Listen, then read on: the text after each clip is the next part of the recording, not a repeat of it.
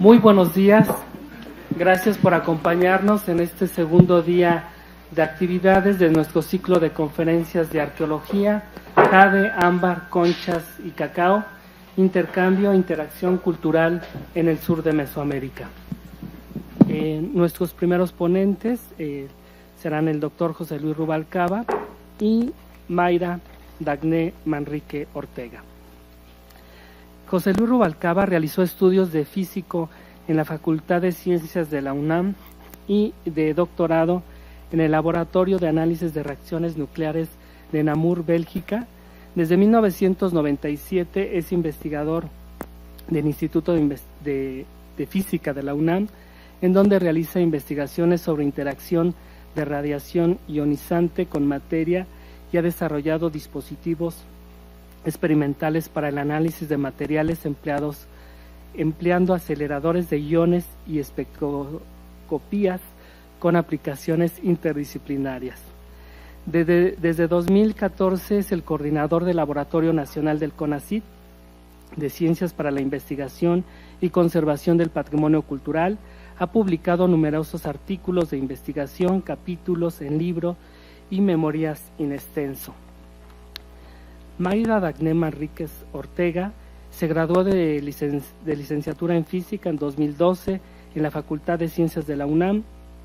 Obtuvo el grado de Maestría en Ciencias e Ingeniería de Materiales y realizó su doctorado en el Instituto de Física.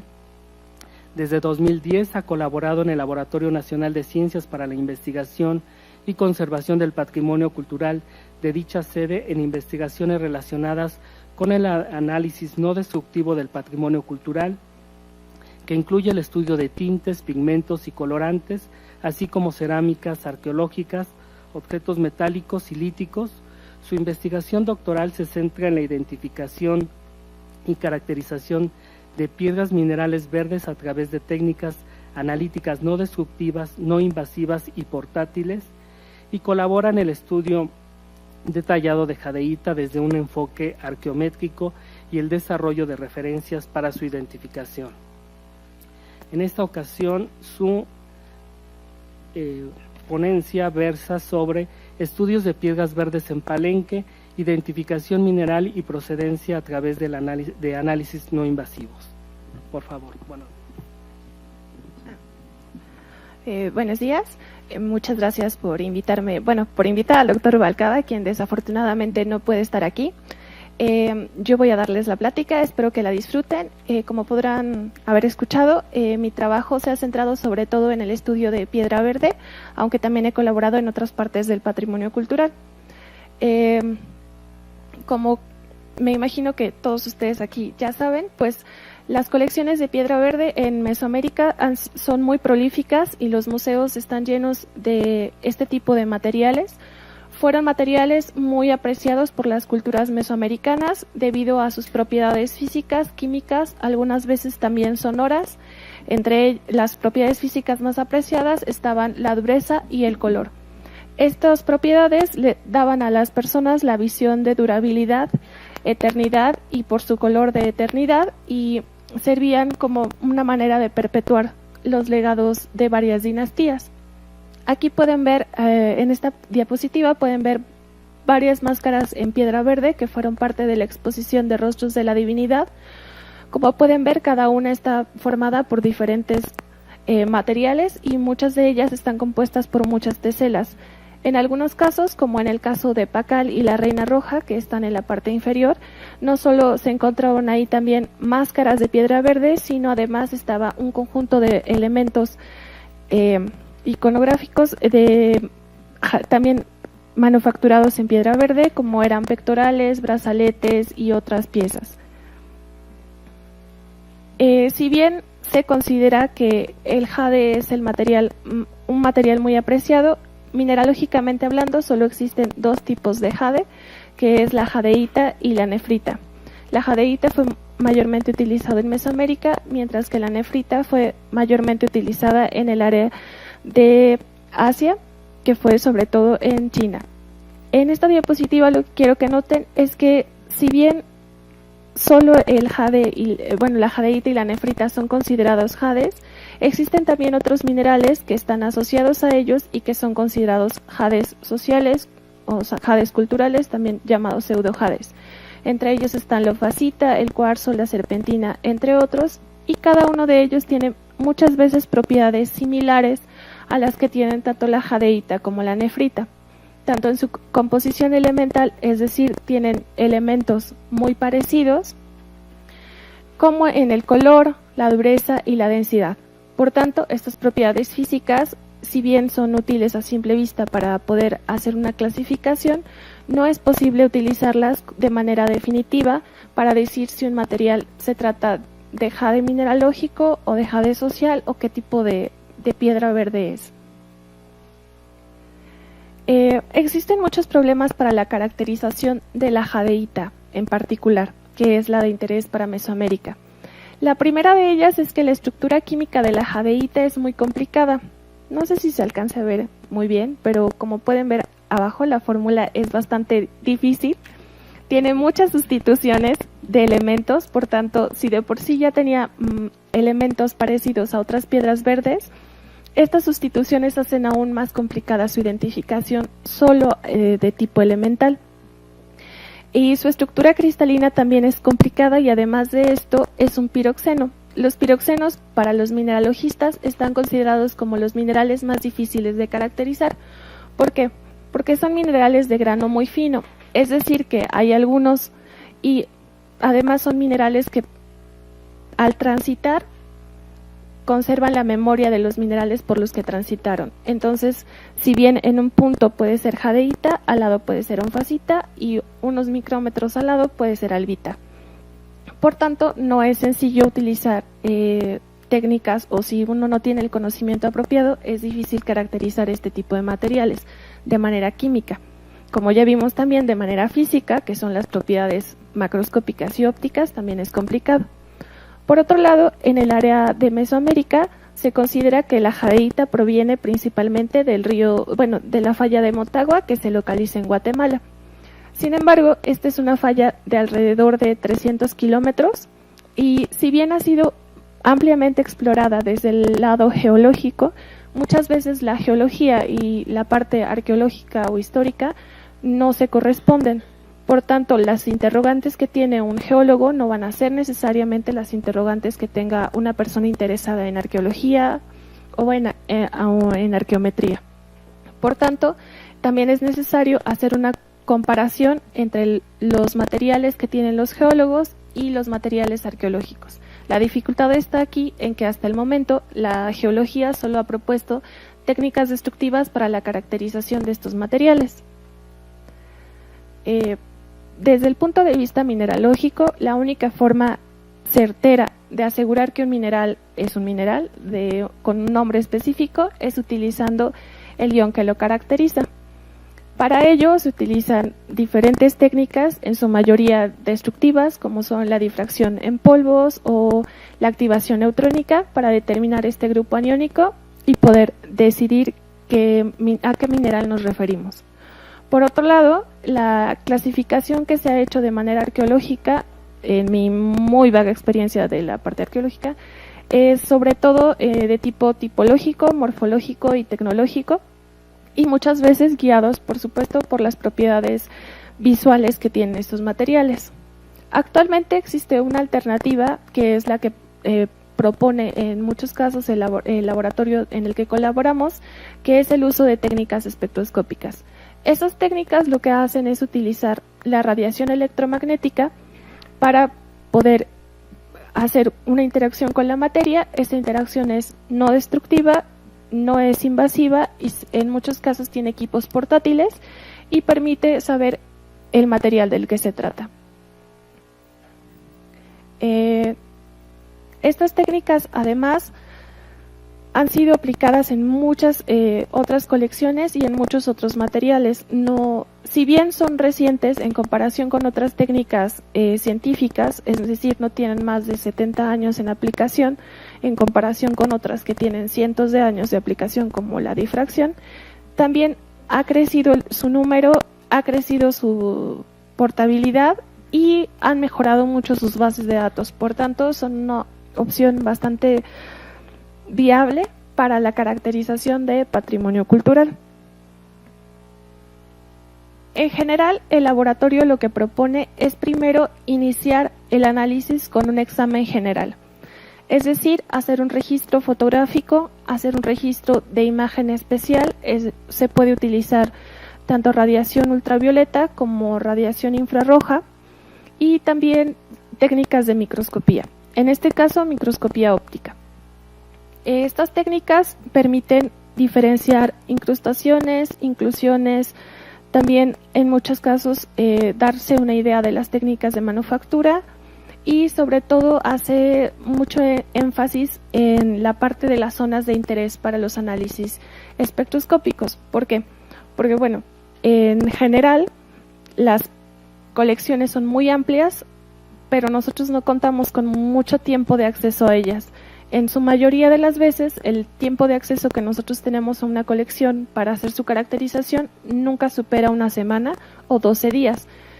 Entonces, si tenemos miles de piezas, estas técnicas de aproximación nos permiten, sobre todo, hacer una selección de zonas de interés.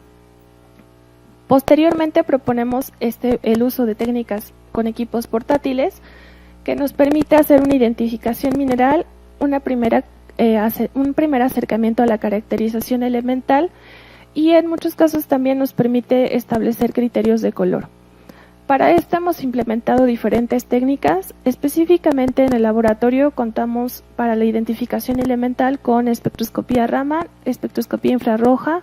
Recientemente se desarrolló un equipo para la difracción portátil en sólidos, por tanto no se requiere de las muestras. Si bien ha sido de reciente empleo, el FORCE también se ha utilizado para la caracterización de piedra verde.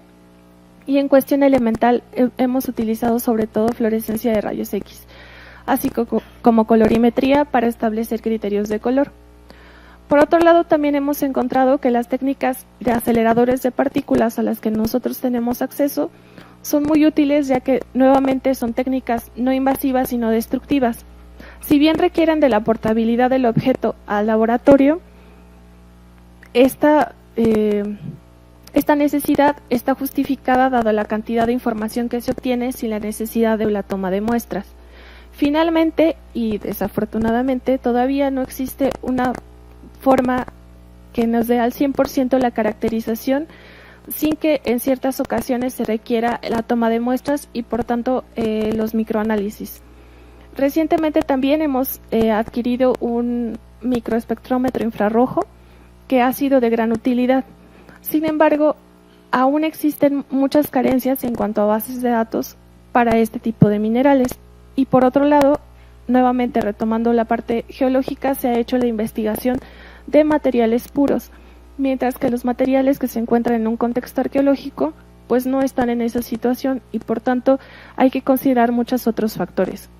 De todas formas, este es siempre el último caso y si uno tiene una colección de miles de piezas, las técnicas espectroscópicas y de acelerador permiten hacer grupos que reducen el muestreo y que además permiten hacer un muestreo inteligente porque ya se hacen en función de los grupos que se tienen y muchos de estos grupos muchas veces no requieren del muestreo.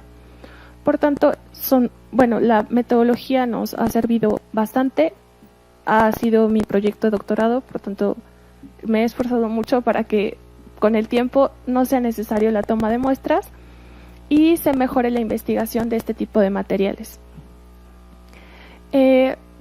No es en vano, esta metodología no fue sacada de la manga. Se pensó mucho, también se hizo mucha investigación previa, se caracterizaron muchas también colecciones antes de proponerla, entre ellas estuvo la investigación que realizamos en la tumba 1 en Chiapa de Corzo. Tenemos una colaboración que ha durado mucho tiempo en Templo Mayor porque logramos caracterizar alrededor de 500 piezas. También existe una investigación en La Joya. En Palenque en particular hemos realizado varias investigaciones que incluyen el ajuar funerario de Pacal, que todos esos resultados ahorita se los voy a mostrar, la Reina Roja y así como otros ajuares que están en otras estructuras. También tuvimos la fortuna de trabajar con la ofrenda 4 de la venta, y todo esto fue dándonos algunas pautas para cómo debía de hacerse la investigación. Siempre que encontrábamos una carencia, tratábamos de llenarla con otra técnica. ¿Esto por qué? Como las técnicas son no destructivas, a diferencia de lo que pasa con las técnicas mineralógicas, que a veces una es suficiente, en este caso, como estamos haciendo una investigación no destructiva, necesitamos utilizar un conjunto de técnicas. Hemos encontrado que algunas técnicas son más eficientes en conjunto con otras, con base en este tipo de investigaciones. Si bien podría sonar a que lo hicimos a prueba y error con las colecciones de los museos, en realidad lo que hicimos fue probar con piezas reales, ¿no? Con piezas arqueológicas, no con piezas que vinieran de un sitio geológico, porque al final de cuentas no van a tener las mismas necesidades y entonces el estudio se vería sesgado. Bueno, yo solo les voy a mostrar aquí los resultados de algunas de las investigaciones que llevamos a cabo en el sitio de Palenque. Como también me imagino que saben mejor que yo, Palenque es un sitio que se encuentra en Chiapas. Sí, ¿verdad? Chiapas. Perdón, es que soy malísima en geografía. Y bueno, entre las muchas cosas importantes de Palenque, además de que fue una gran ciudad, de que tuvo un poder, tuvo poderío durante un gran periodo de tiempo, es que se encuentra ahí también una gran cantidad de colecciones de piedra verde. Existen investigaciones previas que no están relacionadas con que no estuvieron relacionadas con nosotros y que requirieron de la toma de muestras, sobre todo en el caso de Pacal, del Templo Olvidado y algunos otros templos. Esos resultados lo pueden ver en el libro de Rostros de la Divinidad. Estos resultados se tomaron de las investigaciones del doctor Jacinto Robles y fueron realizados con difracción de rayos X, sobre todo, y algunos de ellos con ablación láser. Como pueden ver, en algunos casos, como en el de Pacal, se identificó jadeíta, cosmocloro, onfacita y albita, y en el Templo Olvidado también se identificó jadeíta, cuarzo y albita. En el caso de la Reina Roja, como también pueden revisar en el libro de la Reina Roja, identificaron malaquita, jadeíta sobre todo, y obsidiana en la parte de los ojos, en las investigaciones que se habían realizado de manera previa. Esto se los muestro para que vean qué tan comparables fueron nuestros resultados con los resultados que se obtuvieron con una técnica destructiva. Para la mayoría de estas investigaciones, sobre todo para la de Pacal y la del Templo Olvidado, se requirieron de 5 micromuestras. En el caso de la máscara de Pacal, se tomaron 5 micromuestras de diferentes zonas de la máscara, solo de la máscara. Nuestro primer acercamiento mi primer acercamiento a Palenque fue con el ajuar funerario de Pacal II, que fue encontrado en el Templo de las Inscripciones. También, como ya saben, ustedes mejor que yo, Pacal fue uno de los más grandes gobernantes de Palenque. También ha sido uno de los más longevos gobernantes en el mundo. Duró en el trono aproximadamente 70 años, me parece, porque él vivió 80 y fue un rey muy joven. Durante su reinado se expandió muchísimo la parte arquitectónica en Palenque y también se puede observar su poderío gracias a la cantidad de piedra verde encontrada en su ajuar funerario. Como ya les había dicho, existieron varios análisis previos que incluían el uso de ablación láser, de difracción de rayos X, SEM, y todo esto para identificar tanto la piedra como los soportes que habían usado para la restauración y la resina que posiblemente había sido utilizada originalmente para montar la máscara. Todo esto como parte del proyecto de su restauración que se llevó a cabo en 2010 bajo la dirección de la doctora Laura Filloy. Esto es para que vean un poco las dimensiones del análisis. Este análisis se realizó en aproximadamente 12 días, 2 antes de Navidad. Estuvimos trabajando jornadas completas, aproximadamente esto requiere de una jornada de 9 a 6 de la tarde con algún momento para comer. Y se hace una gran cantidad de análisis. Si ustedes consideran lo que se había estudiado mediante difracción de rayos X, semiablación láser, fue alrededor de un 3% de la colección total. Nosotros hicimos solo de XRF alrededor de 900 puntos. En la máscara nada más hicimos alrededor de 500, mientras que en ese entonces, eso fue en 2010, mucho antes de que se inaugurara el Laboratorio Nacional, se contaba con otro tipo de equipos y la tecnología no era tan buena, por tanto de FTIR solo pudimos realizar 78 medidas, mientras que espectroscopía Raman, que actualmente sigue siendo una técnica muy utilizada, pero que también presenta muchas dificultades, hicimos 295 mediciones, de las cuales solo 97 fueron exitosas. Esto quiere decir que analizamos alrededor de un 90% de la colección. Nuevamente, el primer acercamiento a esta colección fue utilizando fotografía con iluminación ultravioleta. Esto resaltó varias zonas interesantes. Simplemente en la máscara, como pueden ver, en uno de los laterales hay 2 teselas que tienen una luminiscencia particular y que podrían llamar la atención. Esto puede deberse a muchos factores, tanto al grosor de las piezas como a que se trate de un material diferente. Por tanto, prestamos más atención a esta región. Nuevamente, en el caso, por ejemplo, de las cuentas, esta se ve que existen, quizás a simple vista podían haber parecido el mismo material, pero al ser iluminadas con ultravioleta se ve que no lo son y podríamos poner atención en ese tipo de materiales.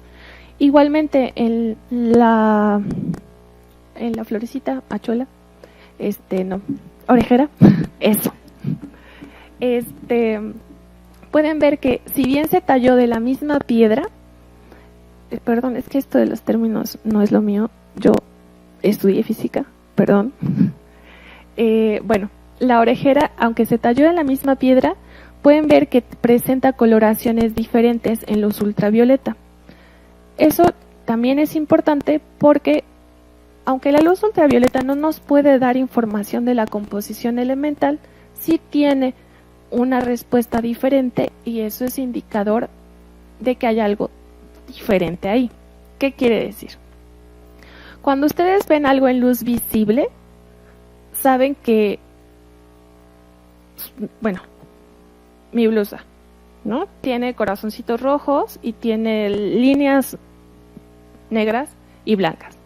Entonces ustedes saben que a lo mejor los pigmentos que utilizaron no son los mismos y por tanto su composición elemental no es la misma. Eso mismo pasa con la radiación ultravioleta, ¿no? Entonces estamos viendo que no reaccionan igual. No sabemos por qué no reaccionan igual, pero sabemos que no lo hacen. Y eso llama la atención y nos lleva a utilizar nuestras técnicas para saber qué es lo que pasa ahí.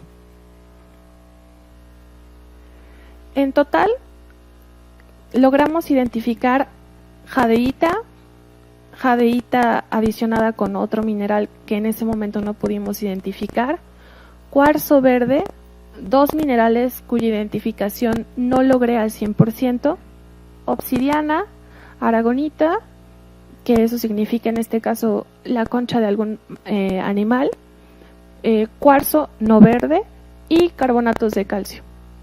Y la identificación se logró más que nada con espectroscopía infrarroja, aunque también se corroboró en muchos casos con la espectroscopía Raman. Por otro lado, la investigación en cuestión elemental permitió hacer varias observaciones en cuanto a procedencia. Sin embargo, en ese entonces, para el caso del jade, no teníamos un detector suficientemente sensible. por tanto lo ocupamos más bien para hacer la procedencia en obsidiana. Aquí logramos corroborar los datos que ya habían encontrado antes mediante otras técnicas, que fue la relación entre las obsidianas que se utilizaron para simular las pupilas de Pakal con el sitio de El Chayal. Finalmente, en la cuestión colorimétrica, observamos que si bien el ajuar es muy rico y tiene muchas piezas, también hubo un gran cuidado en la selección de las mismas. Eso significa muchas cosas. Quiere decir que buscaron mucho material que tuviera el mismo color. Y aunque pueda parecer muy absurdo, el color es una cosa perceptual. Cada uno, aunque parezca raro, ve un color diferente, porque cada uno tiene un sensor diferente. Ese sensor son sus ojos. En este caso, mi sensor es completamente físico y lo que hace es medir en qué longitud de onda emiten estas piezas. Y yo estoy viendo que no solo mi ojo o nuestros ojos perciben que tienen un color similar, sino que realmente en la parte física tienen un color similar. Eso significa mucho trabajo porque el jade era escaso, no era precisamente de una localidad cercana, pero aún así se esforzaron por lograr que las piezas tuvieran la mayor similitud entre ellas. Eso significa también un gran poderío político para poder traer, y económico, para poder traer todas esas piezas hacia ellos. En este año logramos, por tanto, hacer la identificación de 4 tipos minerales en el ajuar, mientras que otros quedaron sin identificar. Como ya les decía, desafortunadamente durante esta época no contábamos con equipos tan modernos como los que tenemos actualmente. Y el equipo que contábamos de infrarrojo tiene una sección que es muy importante porque se conoce como la huella digital de un mineral. En ese entonces, el equipo que teníamos no abarcaba toda esa región. Aún así logramos una identificación muy buena. Como pueden ver de los materiales que les había mostrado yo al principio, logramos identificar los mismos que se habían identificado ya con técnicas destructivas y logramos un 90% de caracterización contra un 3%. Además logramos también hacer un análisis de procedencia sin la necesidad de llevar las piezas de obsidiana al laboratorio o de tomar ninguna muestra, y observamos que el color era una pauta muy importante para la selección de piedras verdes, más allá de la percepción, sino también de una manera física. Las propiedades físicas del material eran muy importantes. Después de eso, en 2013 aproximadamente, hicimos la investigación de otros ajuares, que incluyó el Templo de la Cruz, el Templo Olvidado y los templos que no se alcanzan a ver ahí porque estaban más abajo y no tenía un mapa de eso, del 18 y 18A. Esta investigación, el ajuar funerario de Pakal fue mi investigación de tesis de licenciatura. Esta fue la investigación de una compañera para su tesis de maestría. En estos ajuares encontró una mayor variedad mineralógica. Esto incluía jadeíta, moscovita, que es un tipo de mica en tonalidad verde, onfacita, también encontró amazonita y albita, lo cual pudo corroborar tanto con espectroscopía infrarroja como con espectroscopía Raman. En este caso ya contábamos con otro equipo que nos permitió abarcar toda la región de la huella digital. Una desventaja que pueden notar en la parte de la espectroscopía Raman es que en la región entre 1000 y 1200 existe una gran cantidad, existe algo así como un montecito. Ese montecito se llama fluorescencia. La fluorescencia es uno de los mayores problemas que tiene la espectroscopía infrarroja. Esto puede deberse a varios factores y ha sido difícil de sobrellevar, tanto para la parte instrumental como para la parte interpretativa. Sin embargo, al combinar ambas técnicas, se ha logrado que ellas se complementen y permitan conocer información. A veces la espectroscopía infrarroja puede lograr ver un mineral que la espectroscopía Raman no, y viceversa, o simplemente en aquellos lugares donde se tenga duda o haya una incerteza, la combinación de ambas técnicas puede ser muy útil. Existen muchas dudas respecto al uso de la espectroscopía infrarroja, en este caso en el módulo de reflexión. Sin embargo, casi todos los mineralogistas y químicos recomiendan siempre hacer un análisis de espectroscopía infrarroja por absorción. Sin embargo, nosotros hemos observado a lo largo de muchos años de investigación, que la espectroscopía de reflexión es mucho más útil para minerales. Y hemos encontrado además que es una técnica que es muy rápida y ha sido muy certera. Y se ha comparado con la espectroscopía Raman, que muchos investigadores consideran como la más útil para la identificación de minerales en colecciones arqueológicas.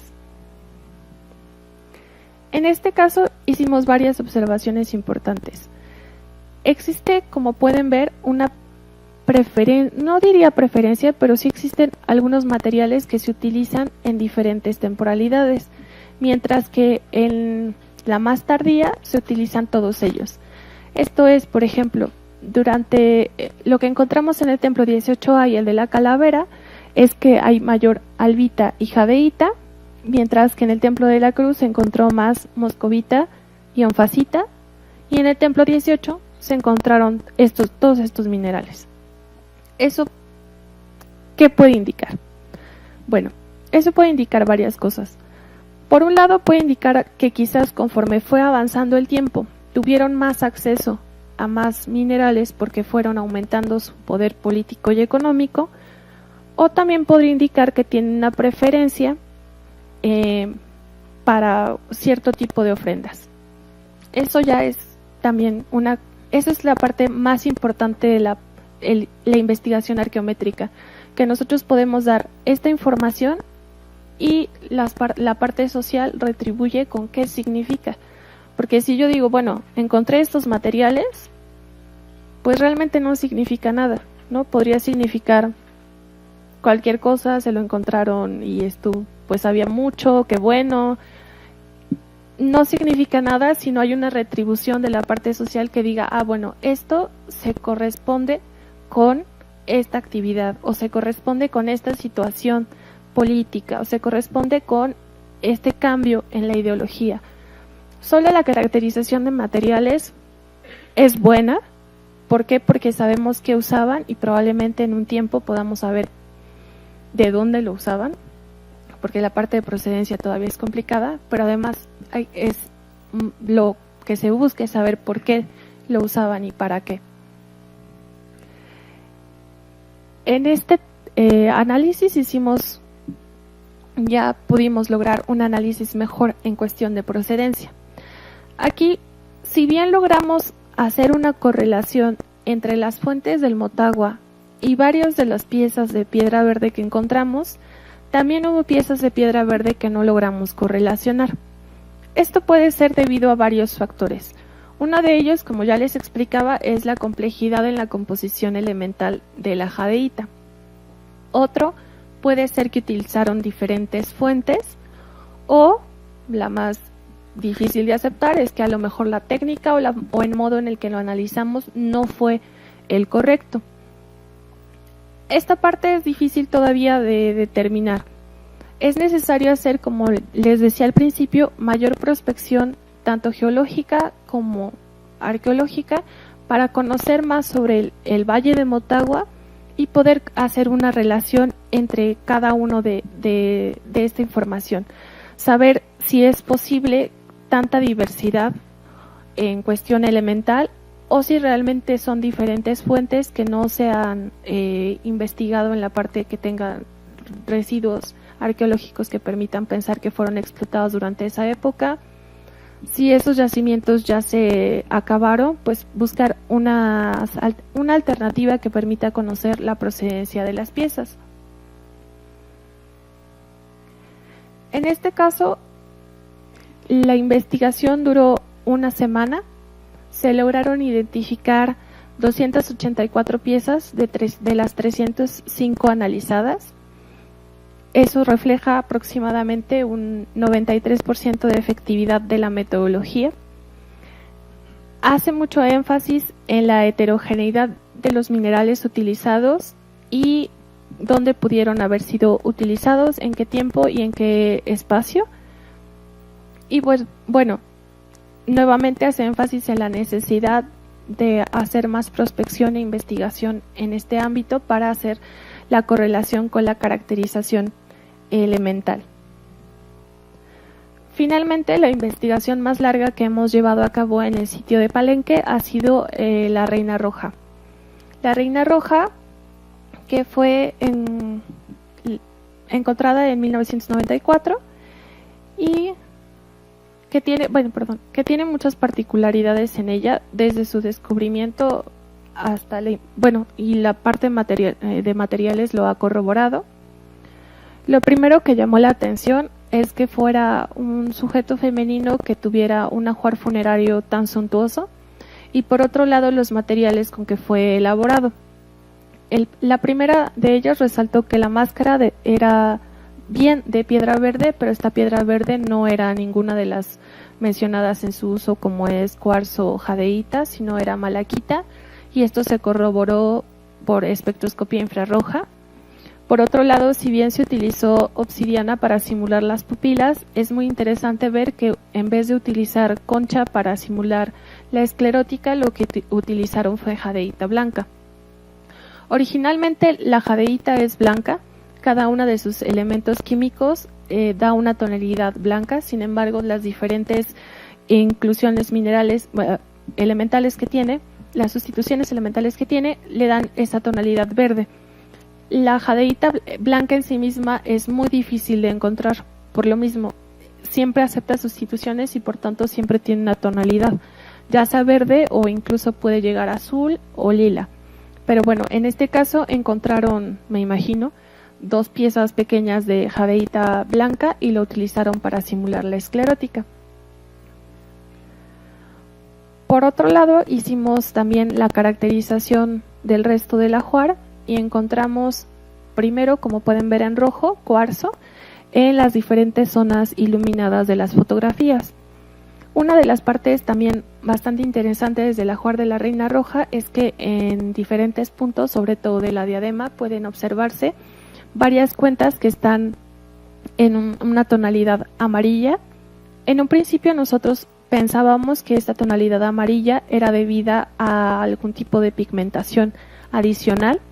Sin embargo, tras el uso de la microscopía óptica y de los análisis espectroscópicos, identificamos que se trata de una variedad de cuarzo que se conoce como calcedonia y tiene además una textura muy interesante porque se ve entre algunas zonas que son verdosas y otras zonas que son amarillas. Por otro lado, también identificamos varias piezas de cuarzo verde también en diferentes regiones de la diadema, de la máscara acompañante y del collar. Otra cosa que identificamos, como pueden ver en la gráfica en azul, fue carbonatos de calcio. En este caso son 2 tipos de carbonatos de calcio diferentes. Los que utilizaron para hacer la esclerótica de la máscara acompañante, que son conchas. Este tipo de mineral se conoce como aragonito y es uno de los pocos minerales que se genera por un proceso biológico y no por un proceso inorgánico. Y por otro lado encontramos también carbonatos de calcio, sobre todo en las piezas que tienen algún tipo de pigmentación, porque había algunas que estaban pigmentadas en rojo, y en una cuenta lateral de la máscara que era de una tonalidad blanca. La máscara, la diadema, las orejeras, el collar y algunas piezas de la máscara acompañante también tenían, presentaron jadeíta, onfacita o jadeíta con albita. Esto también lo hace interesante porque quiere decir que sí tenían acceso a jade en tono verde. Simplemente no puedo afirmarlo, pero yo pienso que decidieron no utilizarlo para la máscara principal. Eso también es interesante porque corrobora la importancia del personaje, quiere decir que hubo una selección particular para este ajuar funerario, aunque, bueno, yo desconozco las razones y creo que no se conocen en realidad, pero bueno, Estos materiales, esta investigación ha abarcado muchos años. La máscara de la Reina Roja, el ajuar en general lo empezamos a investigar en 2010 y la última temporada se hizo hace unas semanas. Hemos investigado todo lo que nos ha sido posible y hasta el momento, que fue la última reporte que entregamos, que fue a principios de este año, antes de la última temporada que hicimos, logramos hacer esta caracterización. Las partes que pueden ver en amarillo son las que identificamos como cuarzo. Las partes que están en verde brillante fueron jadeíta. Las partes que están casi no se notan, pero están en blanco, son las que fueron calcita, y las que están remarcadas en rojo en la Reina Roja fue una oportunidad que tuvimos de investigarlas con el acelerador de partículas, que nos permitió hacer una comparación entre la composición elemental de estas piezas y algunas de sus yacimientos, de los yacimientos de donde se cree que pudieron venir los materiales. En primera instancia hicimos una comparación de la jadeíta con las piezas con las referencias que tenemos del Motagua. Muchas de ellas nuevamente coincidieron, pero muchas otras no. Nuevamente esto puede ser un indicativo o de la heterogeneidad del material o bien de que existen otros yacimientos que no han sido explorados. Igualmente hicimos esta comparación, quizás no signifique mucho para la mayoría, pero existen diferencias sustanciales entre las malaquitas procedentes del sitio de Santa Fe y las malaquitas que se identificaron en la máscara de la Reina Roja. Tuvimos también la oportunidad de analizar una tesela de la Reina Roja en la parte del reverso, donde no presenta este deterioro que presenta en superficie, donde además presenta una gran cantidad de carbonatos de calcio. Entonces esto hace aún más certera la identificación elemental y por tanto la duda de que los materiales pudieran provenir de Santa Fe, aunque nuevamente es necesario hacer una prospección más amplia, tanto de posibles yacimientos de malaquita como hacer una investigación más a fondo de las teselas. En este caso también la parte más importante fue que identificamos la mayor parte de la composición mineral de las piezas. Por otro lado, también logramos corroborar que eran materiales que se utilizaban poco. Entre ellos, la calcedonia o la jadeíta blanca fueron los de mayor relevancia y logramos hacer una correlación con la procedencia. Esto, sí, como les mencionaba, sigue siendo un trabajo en proceso. Lo último que logramos analizar fue la parte del pectoral y del tocado. Eso se realizó, como les decía yo, hace algunas semanas y los análisis aún faltan por ser procesados. Lo que les puedo comentar al respecto es que, por ejemplo, en la parte del pectoral encontramos muchas piezas que eran de onfacita, lo cual no habíamos encontrado en lo que habíamos analizado del resto de la máscara, de la diadema y del collar. Eso es importante porque muchas veces, solo tenemos acceso a una parte muy pequeña de la colección, pero al ir ampliando la investigación vemos que el resto de la colección podría ser diferente. Esto puede también ser debido a muchas cosas, a que el lote que les dieron era diferente o que tuvieron acceso a otro yacimiento o lo tuvieron que cambiar por alguna razón. Eso no se sabe, pero es importante ver que los materiales varían. En particular también el pectoral tenía algunas cuentas en tonalidades azules que eran importante caracterizar y que todavía no caracterizamos por completo porque eran muy pequeñas para los detectores de identificación mineral y solo logramos hacer la investigación de la parte elemental. Finalmente, les puedo decir que la investigación ha sido muy prolífica.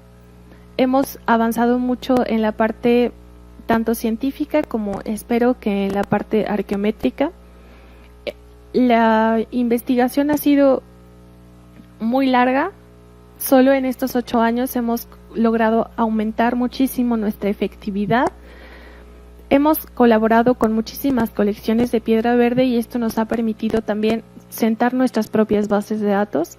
En particular, mi proyecto de investigación doctoral también consiste en establecer materiales de referencia que en un futuro funcionen para poder hacer una comparación con la parte de la parte arqueológica, es decir, que sepamos bien cómo caracterizarlos y por qué caracterizarlos de esa manera, no simplemente no solo llegamos con técnicas y proponemos técnicas al azar. Hemos trabajado mucho en ellas, tanto en la parte instrumental como en la parte de su aplicación, y esto nos ha permitido hacer una investigación muy amplia que va desde muy poquito que se lograba hacer en un principio con investigaciones destructivas a lo que logramos hacer ahora con investigaciones no destructivas. Si bien, por ejemplo, en el caso de la máscara de Pacal ustedes vieron que todavía quedaron algunas dudas, probablemente implementando estos nuevos equipos que ya tienen mejores sensores y que son más portátiles, logremos hacer una mejor investigación, y en el remoto caso de que fuera necesario hacer un muestreo, este muestreo sería mínimo.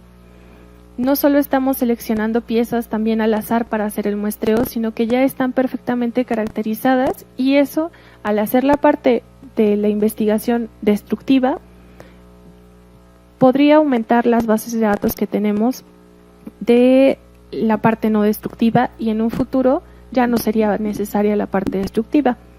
Si ustedes tienen muestras de jade y quieren pasarlas por estas técnicas, y sobre todo si tienen algún contexto geológico, pues nos ayudarían también mucho a implementar e incrementar la información que se tiene de estas técnicas. Es, como siempre, una forma de mostrar que el patrimonio cultural se puede caracterizar desde el punto de vista científico, de la parte dura, sin que pierda su carácter de la parte social, y que además da datos muy confiables respecto a la materialidad, sí, pero también a la parte histórica. Y pues muchas gracias por su atención. Cualquier duda, comentario.